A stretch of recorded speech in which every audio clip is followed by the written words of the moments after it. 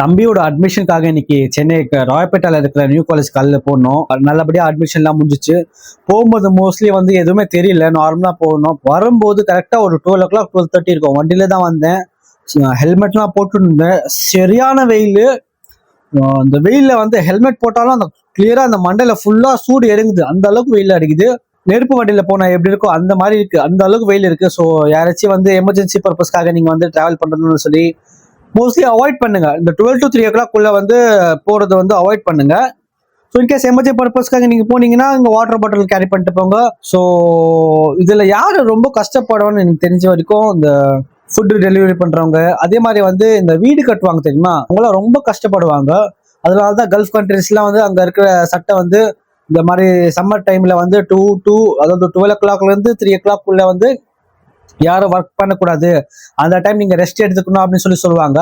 அந்த மாதிரி சட்டம்லாம் நம்ம இங்கேயே குறிப்பா இந்தியாவில் நம்மளுக்கு எடுத்துட்டு வருவாங்களா இல்லையா தெரியல அந்த சட்டம். ஸோ அட்லீஸ்ட் நம்ம புதுசா நம்ம தமிழ்நாட்டோட முதலமைச்சர் வந்து அதை வந்து ஏதாச்சும் புதுசா ஒரு சட்டத்தை வந்து அந்த மாதிரி அவங்க அந்த மாதிரி பீப்புளுக்காக வந்து ஏதாச்சும் புதுசா கொண்டு வரணும். இல்லைன்னா ரொம்ப யூஸ்ஃபுல்லா இருக்கும். ஏன்னா வெயில் அந்த மாதிரி அடிக்குது. மே மாசம் வேற. இந்த எப்படா இந்த சம்மர் சீசன் கூட பரவாயில்ல, இந்த மே ஏப்ரல்ல இருந்து ஜூன்குள்ள தான் ரொம்ப கத்திரி வெயில் சொல்லுவோம், அதுதான் போயிட்டு இருக்கு. ஜஸ்ட் ஒரு 10 days பிஃபோர்லாம் நல்லா ஒரு 2-3 நாள் கிளவுடியா இருந்துச்சு. சில இடத்துல மழை பெஞ்சுது, வெதர் நல்லா இருந்துச்சு. நல்லா என்ன சொல்றது, மே மந்த்ஸ்ல நல்ல வெதர்னு சொல்லி நம்ம ஹாப்பியா இருந்தோம். உடனே வந்து கிளைமேட்டே மாறி இருக்கு. எதுவுமே பண்ண முடியல.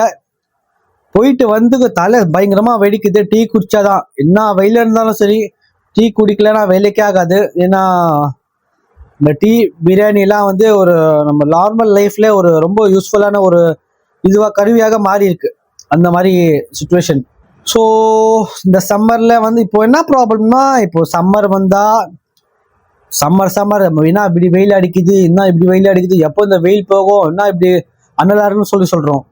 மழைக்காலம் வந்தா கொஞ்ச நாள் ஒன்றும் இல்லை, ஒரு 2 நாள் தொடர்ந்து மழை பெஞ்சதுனால மொத்தமா எல்லாருக்கும் கஷ்டம் தான்.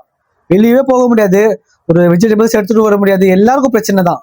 அப்போ யோசிப்போம், வெயில் இருந்தாலே எவ்வளவு பிரச்சனை, பரவாயில்ல நம்ம வெயிலே அட்ஜஸ்ட் பண்ணிக்கலாம் சொல்லுவோம்.